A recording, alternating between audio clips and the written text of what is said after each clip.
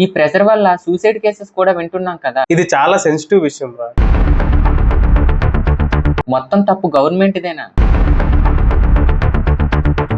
కానీ వాళ్ళని టెర్రరిస్ట్స్ అని కాంగ్రెస్ బి టీమ్ అని అంటున్నారు, ఎందుకన్నా? ఒక ఫ్యాక్ట్ చెప్పనా? మరి సిజేపీ ఫాలోవర్స్ లో 49% పాకిస్తాన్ వాళ్ళే అని అంటున్నారు. బీజేపీ లీడర్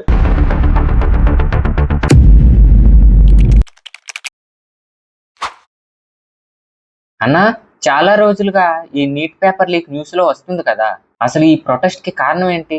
ఎందుకు వేల మంది స్టూడెంట్స్ ఇలా రోడ్డు మీదకి దిగారు? సింపుల్ గా చెప్పాలంటే నీట్ 2026 ఒకటే కాదు, యూజీసీ నెట్, సిఎస్ఐఆర్ లాంటి ఇతర కేంద్ర పరీక్షల్లో కూడా వరుస అవకతవకలు, ఎగ్జామ్ క్యాన్సిలేషన్లు, పోస్ట్ పోన్మెంట్స్ వల్ల లక్షల మంది స్టూడెంట్స్ యొక్క చదువు, కెరియర్, ఫ్యూచర్ అన్ని ప్రశ్నార్థకంగా మారాయి. ఎంత కష్టపడి ప్రిపేర్ అయినా ఎగ్జామ్ ఉంటుందో లేదో, న్యాయంగా ర్యాంక్ సీట్ వస్తాయో రావో అనే భయం స్టూడెంట్స్ లో పెరిగింది. ఆ బాధ, ఆ కోపమే ఇప్పుడు ఢిల్లీలో జంతర్ మంతర్ దగ్గర వేల మంది స్టూడెంట్స్ నిరసనల రూపంలో కనిపిస్తుంది. కానీ ఇలాంటి లీక్స్ హిస్టరీలో చాలా జరిగాయి కదా, ఇది మొదటిసారి కాదుగా, మరి ఈసారి మాత్రమే ఎందుకు వేల మంది రోడ్డు మీదకి దిగారు? ఇది మొదటిసారి ఏం కాదు, ఈ ప్రాబ్లం చాలా సంవత్సరాల నుంచి రిపీట్ అవుతుంది. 2015లో జరిగిన బ్లూటూత్ డివైజెస్ తో చీటింగ్ బయటపెట్టడం వల్ల సుప్రీంకోర్టు మొత్తం నీట్ ఎగ్జామ్స్ నే క్యాన్సిల్ చేయాల్సి వచ్చింది. ఇక 2017లో కూడా లీక్ ఎలిగేషన్స్ వచ్చాయి. అప్పుడు దీనికి సొల్యూషన్ నేషనల్ టెస్టింగ్ ఏజెన్సీ ఎన్టీఏని 2018లో తీసుకొచ్చి ఇంకా ఎగ్జామ్ సేఫ్ అని చెప్పుకొచ్చారు. కట్ చేస్తే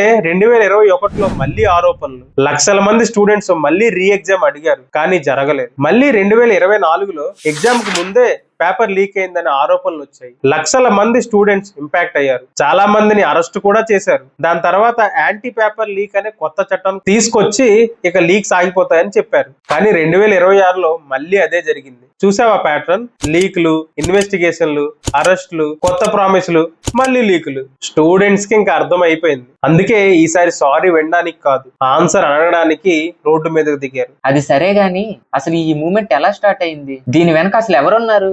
దీనికి ఒక ఇంట్రెస్టింగ్ బ్యాక్గ్రౌండ్ ఉంది. మే 15, 2026 సుప్రీంకోర్టు హియరింగ్ లో చీఫ్ జస్టిస్ సూర్యకాంత్ నిరుద్యోగ యువత గురించి మాట్లాడుతూ కాక్రోచెస్ అనే పదం వాడారు. ఆ కామెంట్ చాలా మంది యువతకి కోపం తెప్పించింది. ఆ తర్వాత అభిజిత్ దీప్కే అనే political communication strategist cockroach Janata party, short గా సిజేపీ అనే సెటైరికల్ పేజ్ ని స్టార్ట్ చేశాడు. మొదట అది సోషల్ మీడియా జోక్ గానే స్టార్ట్ అయింది, కానీ కొన్ని రోజుల్లోనే లక్షల మంది సపోర్ట్ చేయడం మొదలు పెట్టారు. జూన్ 6న సిజేపీతో పాటు ఎస్ఎఫ్ఐ, ఏఐఎస్ఏ, ఏఐఎస్ఎఫ్ లాంటి స్టూడెంట్ ఆర్గనైజేషన్స్ కలిసి ఢిల్లీలో జంతర్ మంతర్ దగ్గర ప్రొటెస్ట్ స్టార్ట్ చేశాయి. సోషల్ మీడియాలో మొదలైన ఈ మూవ్మెంట్ రోడ్డు మీదకి వచ్చింది. అది ఓకే గానీ 3 Idiots మూవీలో అమీర్ ఖాన్ క్యారెక్టర్ కి రియల్ లైఫ్ ఇన్స్పిరేషన్ అయిన సైంటిస్ట్ కూడా ఇదే ఫైట్ లో ఉన్నారంట, నిజమేనా? నిజమేరా. ఆ సైంటిస్ట్ పేరు సోనమ్ వాంగ్చుక్. జూన్ 28న జంతర్ మంతర్ కు వచ్చి 6 స్టూడెంట్స్ తో కలిసి నిరాహార దీక్ష మొదలు పెట్టారు. జూలై 18న ఢిల్లీ పోలీసులు ఆయన్ని బలవంతంగా తీసుకెళ్లినా అక్కడ కూడా దీక్ష ఆపలేదు. కానీ వాళ్ళని టెర్రరిస్ట్స్ అని కాంగ్రెస్ బి టీమ్ అని అంటున్నారు, ఎందుకన్నా? ఒక ఫ్యాక్ట్ చెప్పనా?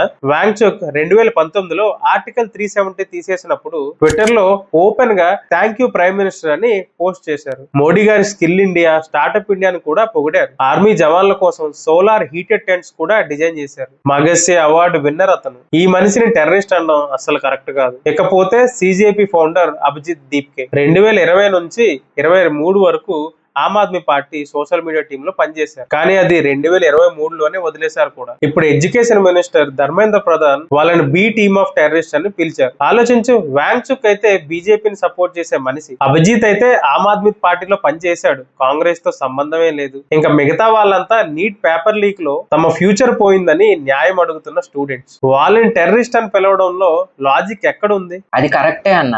మరి సిజేపీ ఫాలోవర్స్ లో 49% పాకిస్తాన్ వాళ్ళే అని అంటున్నారు. ఆ ప్రొటెస్ట్ ఇమేజెస్ ఏఐ జనరేటెడ్ అని అంటున్నారు, నిజమేనా? BJP leader Tajinder Bagga social మీడియాలో ఒక పై చార్ట్ షేర్ చేసి 49% ఫాలోవర్స్ పాకిస్తాన్ వాళ్ళని క్లెయిమ్ చేశారు. కానీ అభిజిత్ తన Instagram analytics screen recording release చేసి 94% ఆడియన్స్ ఇండియాలోనే ఉన్నారని చూపించాడు. ఇంకా ఆ ప్రొటెస్ట్ ఫోటో ఏఏ జనరేటెడ్ కాదు. ఆ ఫోటో తీసింది the Hindu photo journalist Shashi Shekhar Kashyap. తన కెమెరాతో తీసిన ఒరిజినల్ ఫోటో అది. పోస్ట్ చూసి నమ్మేయడం కన్నా డేటా చూసి డిసైడ్ అవ్వడం బెటర్. నిజమే అన్న.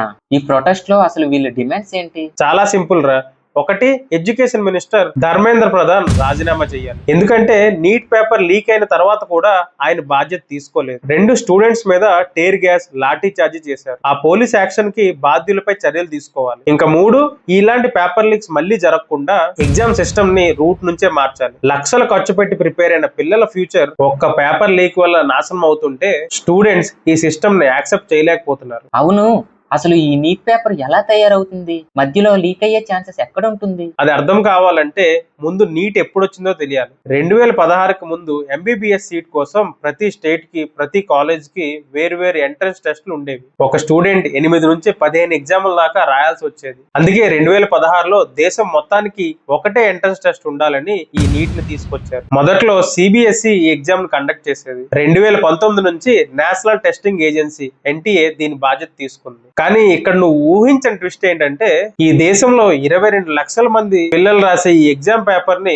తయారు చేసే NTA దగ్గర సొంత ప్రొఫెసర్ ఒక్కరు కూడా లేరు. బయట యూనివర్సిటీస్, మెడికల్ కాలేజీల్లో ఉన్న సబ్జెక్ట్ ఎక్స్పర్ట్స్ ని రహస్యంగా పిలుస్తారు. ఒక్కొక్కరికి తన సబ్జెక్ట్ మాత్రమే ఇస్తారు. బయాలజీ వాడికి బయాలజీ, కెమిస్ట్రీ వాడికి కెమిస్ట్రీ. అలా ఏ ఒక్కరికి మొత్తం పేపర్ తెలియకుండా డిజైన్ చేస్తారు. తర్వాత అన్ని సెక్షన్స్ ని ఒక చోట కలిపి ఫైనల్ పేపర్ ని రెడీ చేస్తారు. కానీ ఇక్కడే స్కేల్ ఊహించరా, ఒక్క నీట్ ఎగ్జామ్ కి 4 డిఫరెంట్ పేపర్ కోడ్స్ ఉంటాయి. ఒక్కో కోడ్ లో 6 సబ్జెక్టులు. దాని మీద తెలుగు, హిందీ, ఉర్దూ ఇలా 13 భాషల్లో ట్రాన్స్లేట్ చేస్తారు. అంటే 100 వర్షన్స్ ప్రింట్ అవ్వాలి. ఆ 100 పేపర్స్ ని పోలీస్ సెక్యూరిటీతో దేశం మొత్తం ఎగ్జామ్ సెంటర్స్ పంపి స్ట్రాంగ్ రూమ్స్ లో భద్రంగా ఉంచుతారు. అంత సెక్యూరిటీ ఉన్నా కూడా మరి పేపర్ ఎలా లీక్ అవుతుంది? సెక్యూరిటీ ఎంత ఉన్నా ఒక్క ప్రాబ్లం మాత్రం ఫిక్స్ చేయలేదు. పేపర్ ప్రిపేర్ చేసిన దగ్గర నుంచి ఎగ్జామ్ హాల్ కు చేరే వరకు ఎగ్జామ్ పేపర్ చాలా మంది చేతులు మారుతూ వస్తుంది. ప్రింటింగ్, ట్రాన్స్పోర్ట్, స్టోరేజ్, ఈ చైన్ లో ఒక్క లింక్ వీక్ అయితే చాలు పేపర్ బయటకు వస్తుంది. 2024లో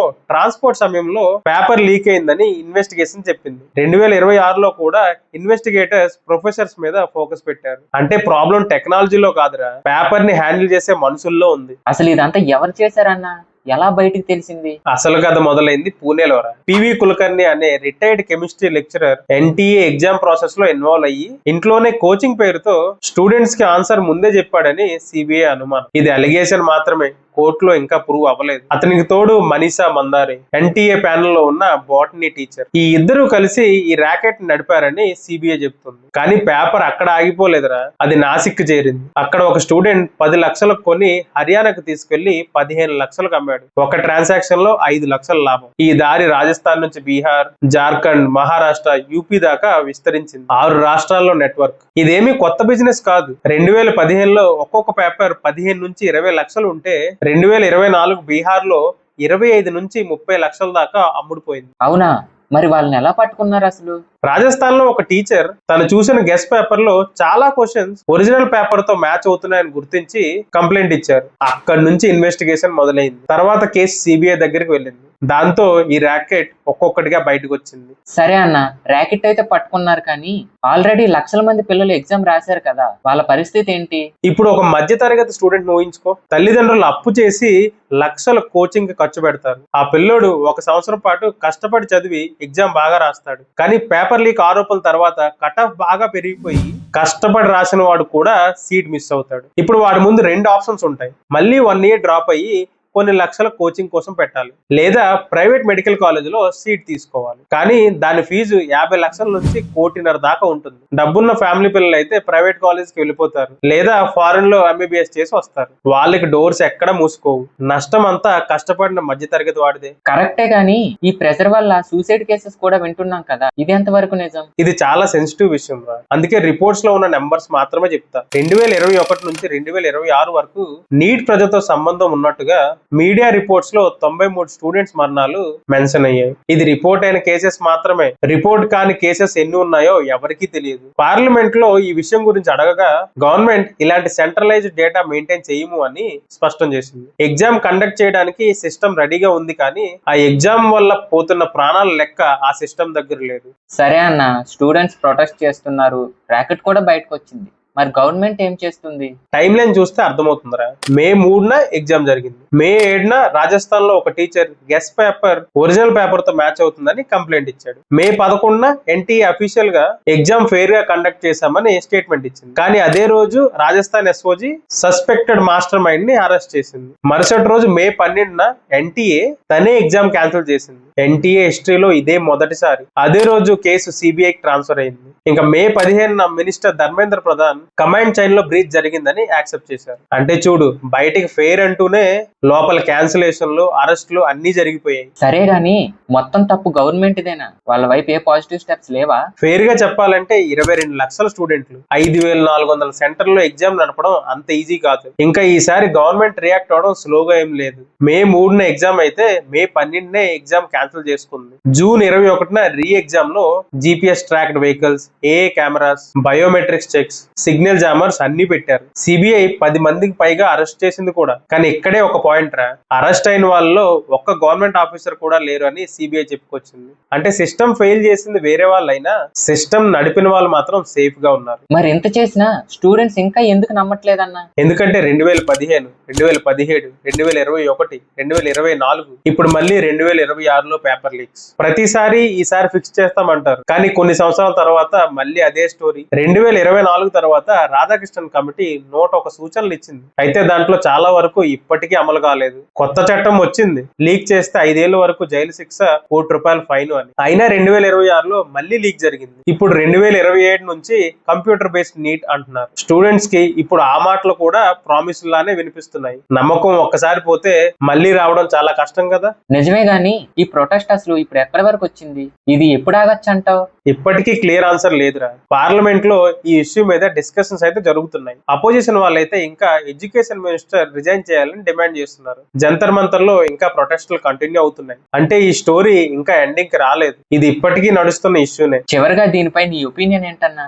నా ఒపీనియన్ కంటే ఒక మిడిల్ క్లాస్ ఫ్యామిలీ కళ గురించి మాట్లాడాలి. నీటే కాదు, అన్ని ఎగ్జామ్స్ లో ఈ పేపర్ లీక్లు అనేవి కనిపిస్తున్నాయి. మన ఇంట్లో ఒక డాక్టర్, ఒక ఐఏఎస్, ఒక గవర్నమెంట్ ఎంప్లాయ్, లేదంటే మన కుటుంబాన్ని పైకి తీసుకెళ్లే ఒక మంచి కెరియర్. అదే ప్రతి మిడిల్ క్లాస్ ఫ్యామిలీ కళ. ఆ కళ కోసమే పేరెంట్స్ అప్పులు చేస్తారు, రాత్రి పగళ్ళు చెమట చిందిస్తారు. అయితే ఆ కళని కొంతమంది డబ్బు కోసం అమ్మేస్తుంటే రక్తం మరగడం సహజం. ఇక్కడ మనం మాట్లాడుకోవాల్సింది ముగ్గురు గురించి. మొదట అంత చదువుకొని గౌరవం సంపాదించిన కొంతమంది ప్రొఫెసర్స్ డబ్బు ఆశతో దేశం ఫ్యూచర్ నే అమ్మేస్తున్నారు. 2, ఆ తప్పుని బిజినెస్ గా మార్చి లక్షలు సంపాదిస్తున్న మిడిల్ మ్యాన్. 3, ఇదంతా తెలిసి కూడా పేపర్ కొనడానికి సిద్ధమైన స్టూడెంట్స్. అలాగే దానికి సపోర్ట్ చేసే పేరెంట్స్. ఎందుకంటే కొనేవాడే లేకపోతే అమ్మేవాడు కూడా ఉన్నాడు. కానీ అంతా తప్పు వాళ్ళదే అని చెప్పి సిస్టమ్ ని వదిలేయడం కూడా కరెక్ట్ కాదు. ప్రతి లీక్ తర్వాత ఫిక్స్ చేస్తాము అంటున్నారు, కానీ మళ్ళీ అదే కథ రిపీట్ అవుతుంది. పేపర్ లీక్ చేసిన వాళ్ళని శిక్షిస్తే సరిపోదు, లీక్ అవని సిస్టమ్ ని తీసుకురండి. ఇక స్టూడెంట్స్ విషయానికి వస్తే